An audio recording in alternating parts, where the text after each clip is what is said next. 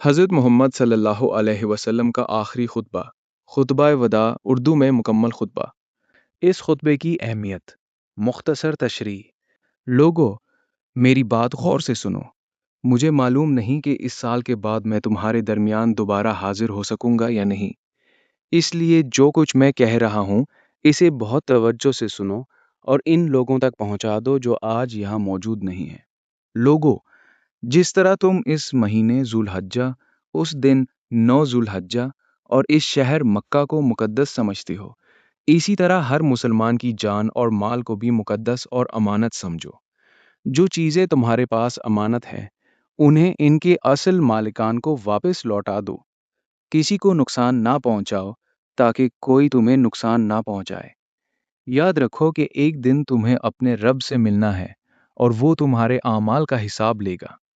اللہ نے سود ربا کو حرام کر دیا ہے، لہٰذا آج سے سارا سود معاف ہے۔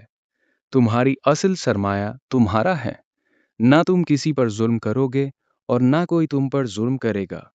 عباس بن عبد المطلب کا باقی سود بھی معاف کیا جاتا ہے۔ شیطان سے بچو، وہ تمہارے دین کی حفاظت کے لیے خطرہ ہے۔ وہ بڑی باتوں میں تمہیں گمراہ کرنے کی امید چھوڑ چکا ہے، اس لیے چھوٹی چھوٹی باتوں میں اس کا ساتھ نہ دو۔ لوگو، عورتوں کے بارے میں تمہارے کچھ حقوق ہیں مگر ان کے بھی تم پر حقوق ہیں۔ یاد رکھو کہ تم نے انہیں اللہ کی امانت اور اس کی اجازت سے اپنی بیویاں بنایا ہے۔ اگر وہ تمہارے حقوق کی پابندی کریں تو انہیں اچھے طریقے سے کھانا اور کپڑا دینا تمہارا فرض ہے۔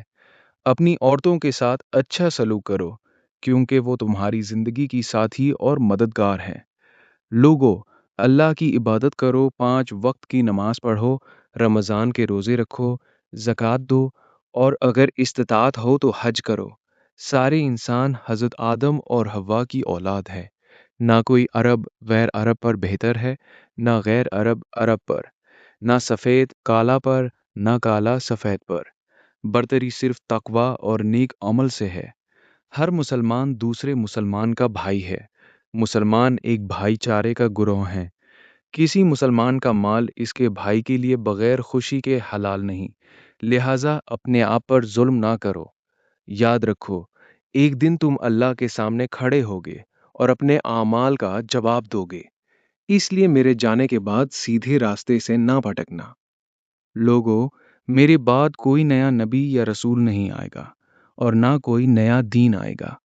لوگو، میں تمہارے درمیان 2 چیزیں چھوڑ کر جا رہا ہوں، قرآن مجید اور میری سنت۔ اگر تم انہیں تھامے رہے تو کبھی گمراہ نہ ہوگے۔ جو لوگ یہاں موجود ہیں وہ میری ان باتوں کو دوسروں تک پہنچائیں اور وہ آگے، شاید آخر والے لوگ انہیں پہلے والوں سے بہتر سمجھیں۔ اے اللہ، گواہ رہے کہ میں نے تیرا پیغام تیری قوم تک پہنچا دیا۔ حوالہ صحیح بخاری، مسلم اور امام احمد بن حنبل کی روایات۔ اس خطبے کی اہمیت، مختصر تشریح۔ یہ خطبہ اسلام کے بنیادی اصولوں کا خلاصہ ہے۔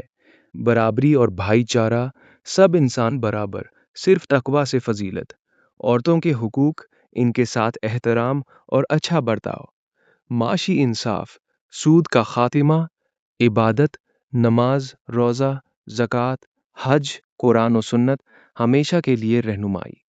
یہ خطبہ انسانیت کے لیے آفاقی پیغام ہے، امن، انصاف اور اللہ کی اطاعت۔ اگر آپ کو یہ ویڈیو معلومات اچھی لگی تو چینل کو سبسکرائب کریے، لوگوں کو شیئر کریے اور آپ کو کسی اور ٹاپک پر جاننا ہے تو کمنٹ کریے۔ میں آپ کے کمنٹ پڑھ کر اس پر ویڈیو بنا دوں گا۔